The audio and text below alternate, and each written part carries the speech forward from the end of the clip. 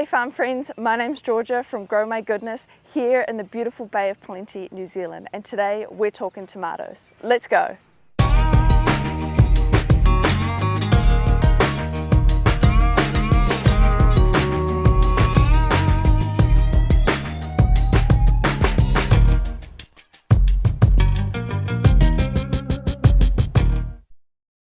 Today we have got some really exciting news. We have got our first ever tomato harvest. They are looking really good. They've got a bit of colour on them.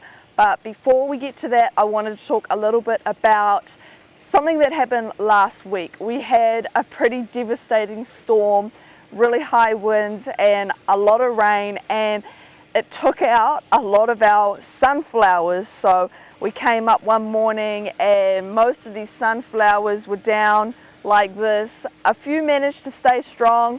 So last week was a pretty busy week with harvesting the sunflowers, but we managed to make the best of a bad situation, and we took the most sunflowers we've ever taken to the Floral Hub, the wholesale flower market, and also to the Friday Kirikiri Farmers Market, and we had some really good sales last week as well. But yeah, check this out from last week.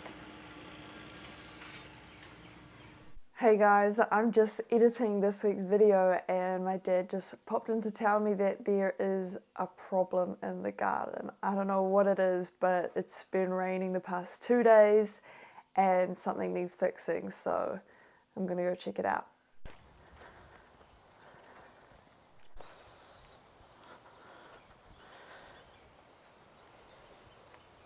Oh no! Oh no! My tomatoes! So their string has snapped right off.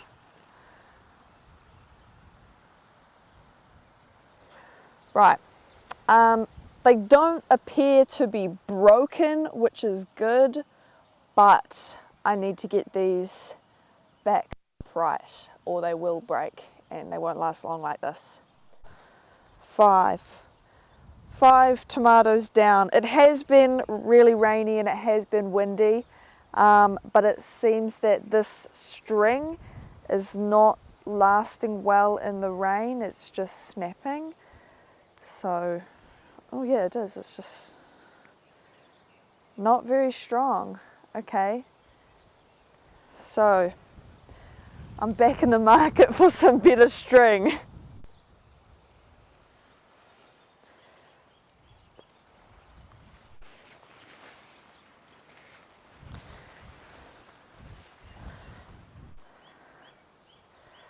So, these ones we did with this blue string, which I didn't actually like, but it feels like plasticky to me, so obviously it's lasting better in the rain.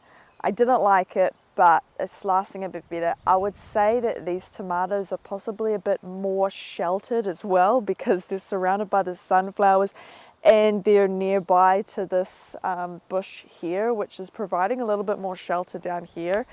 And yeah, I'd say this plasticky string is not breaking in the wet weather. I knew about the tomahawk before we'd started working on the tomatoes, but we decided not to invest just yet and try and get by without it. But after seeing what's happened today and the tomatoes, as they're growing, the string, because it's like permanently tied, it's getting too tight, there's not enough slack to wind it around the plant. It's evident that we're going to need them. But I looked up the picture and it looks pretty simple. Dad found some wire we had in the shed, so we're going to have a go at making our own.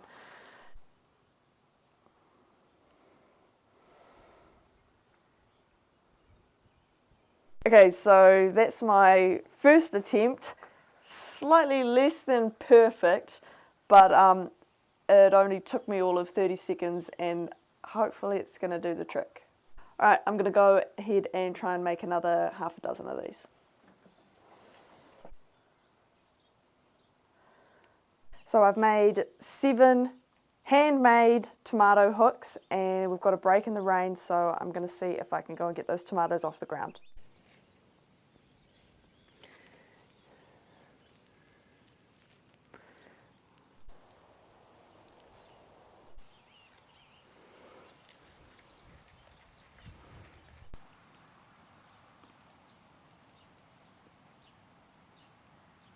Okay, already I can tell that is going to be so much better for our tomato plants. We're going to be able to control the slack on that plant and make sure it's not getting too tightly wrapped around. And also we've used builder's string, which does have a plastic coating on it. So I think it's going to do a lot better being outside here in the field with the UV and also the rain.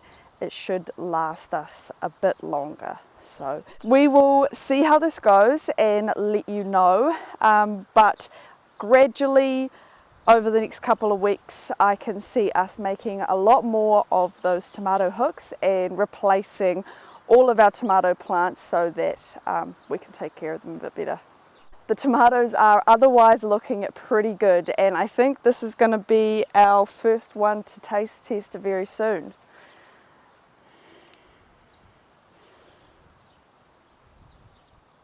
So here we are just 1 week later, and it's time to harvest our first tomato. Come and check out this beautiful Chef's Choice yellow.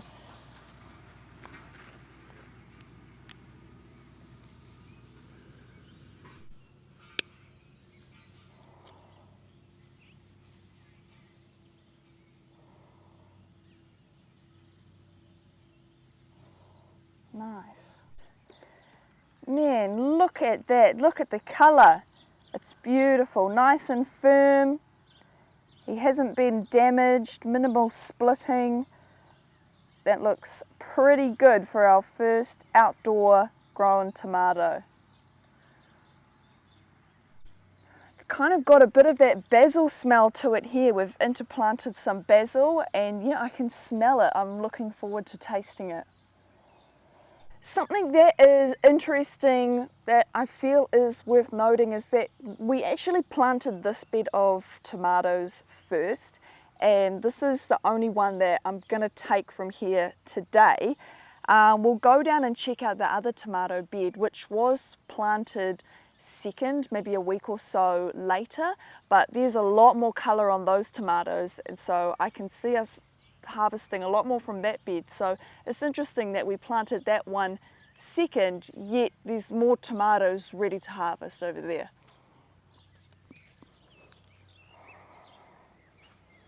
One of the risks of growing the tomatoes outdoors is that someone is going to get to them before you.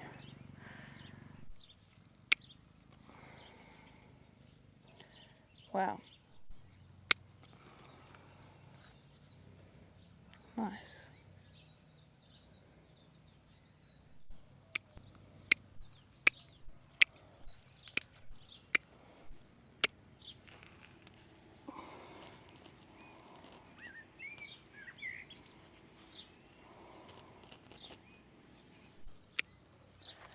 Now, this is a little bit bizarre to me because we didn't get any tomatoes that looked like this. However, my sister is growing tomatoes in her garden, and this does look like the type of tomato that she might grow. So there may have been a bit of a mix-up in the glass house, but oh well, it looks tasty to me.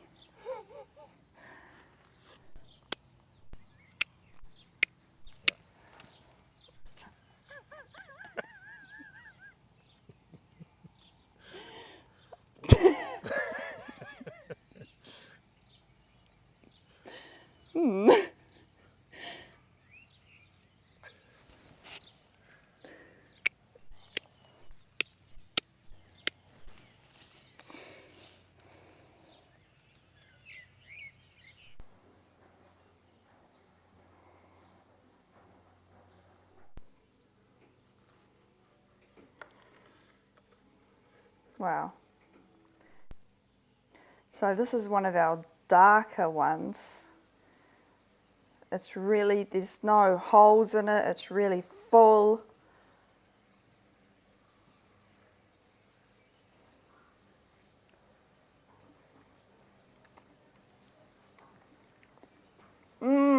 It tastes beautiful. Wow. That's a tomato. Well, that is pretty much it for this video today, guys. I've been making a bunch more of my tomato hooks, and I've got some cucumbers to rescue, and I'm going to swap over some more of the tomatoes. I hope you enjoyed this video today. If you did, please hit that like button, and if you haven't already, please subscribe to my channel so you can follow my journey. I've got some work to do. I'll see you guys in the next one. Bye.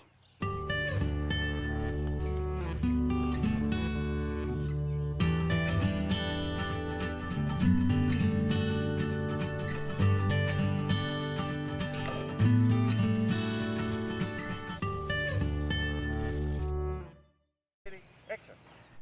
Action. Okay, then action. Action. And action. And action. Action. And action. I have been regularly watering them. Oh, have you? I don't. No, like every day. Yeah. Do you? Okay, cancel that. That's a bit of humour.